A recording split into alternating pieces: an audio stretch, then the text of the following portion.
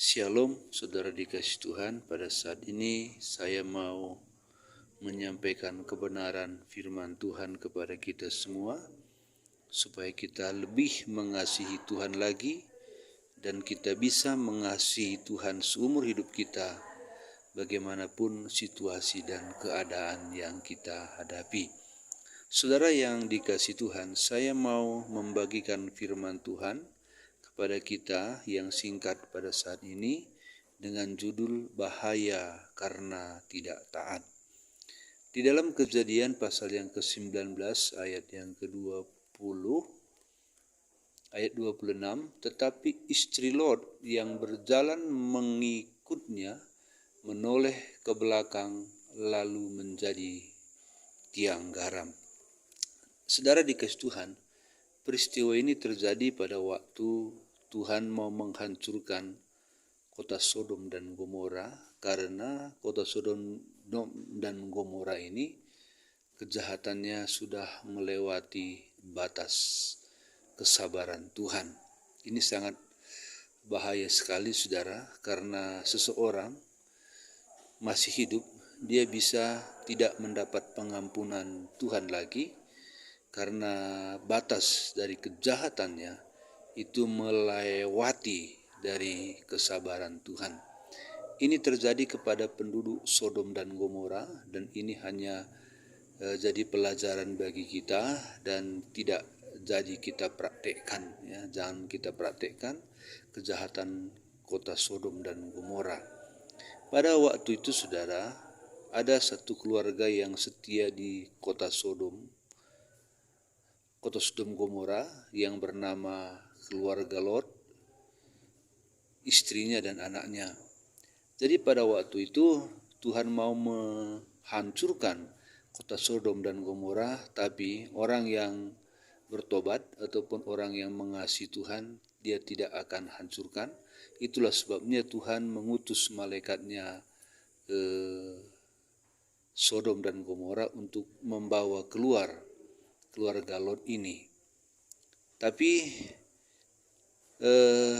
malaikat itu berkata, pergilah cepat dan jangan berhenti dimanapun dan jangan menoleh ke belakang.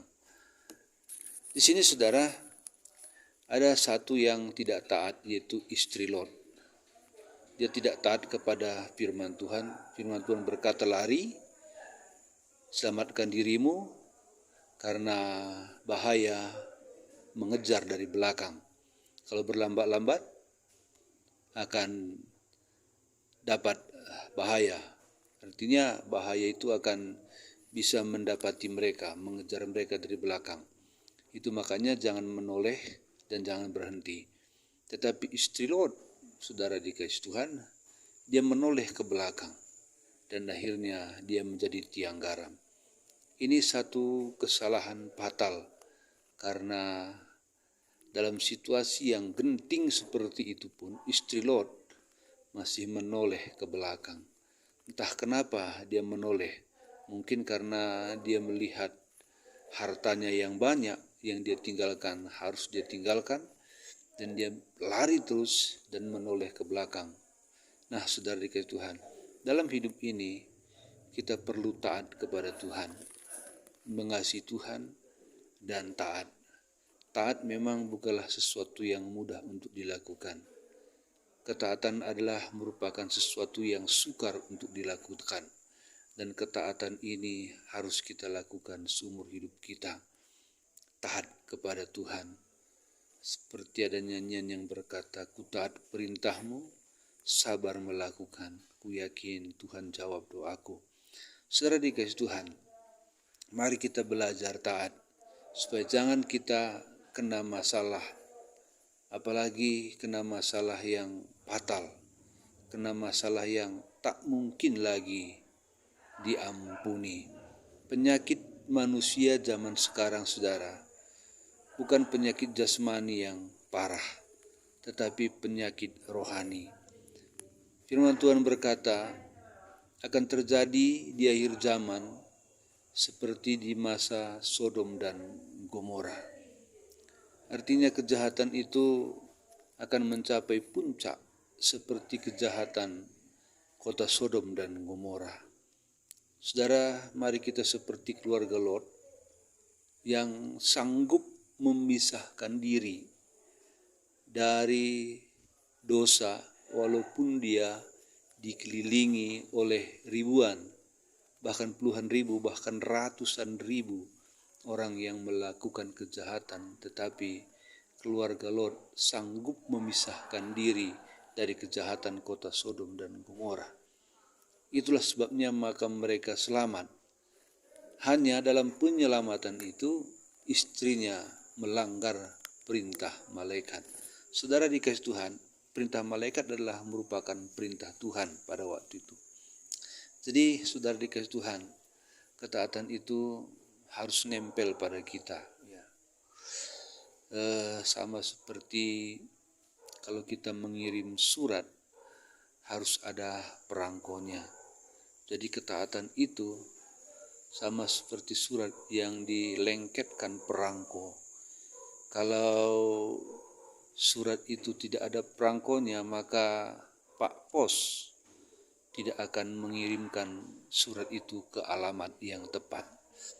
Surat itu akan dibuang karena tidak ada perangkonya.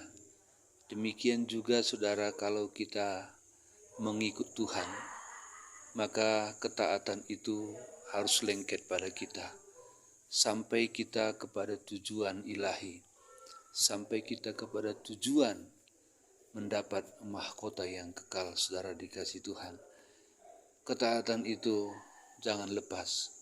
Ketaatan itu harus terpatri di hati kita. Memang ada masalah, persoalan yang akan menggoda kita supaya kita tidak taat lagi kepada Tuhan.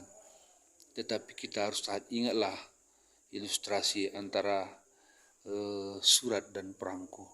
Perangko saja pun tidak bisa dikirim tanpa ada suratnya.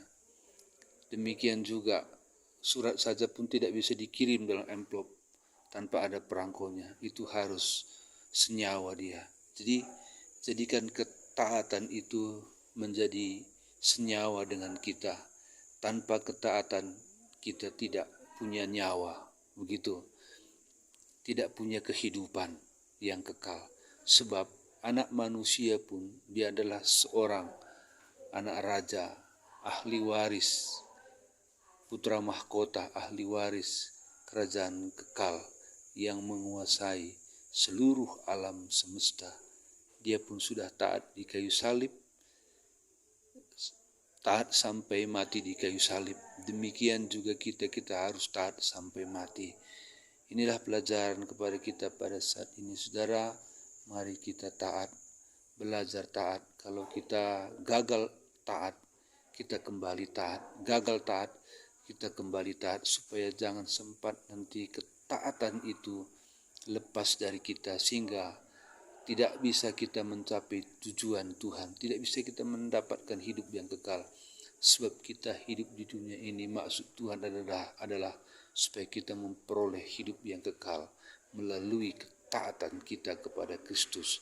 Taat karena cinta, taat karena kasih, taat karena sayang kepada Kristus. Tuhan memberkati. Saudara, kalau saudara mau diberkati lewat channel ini setiap hari dengan firman Tuhan yang saya bagikan, jangan lupa saudara tekan tombol subscribe-nya ya.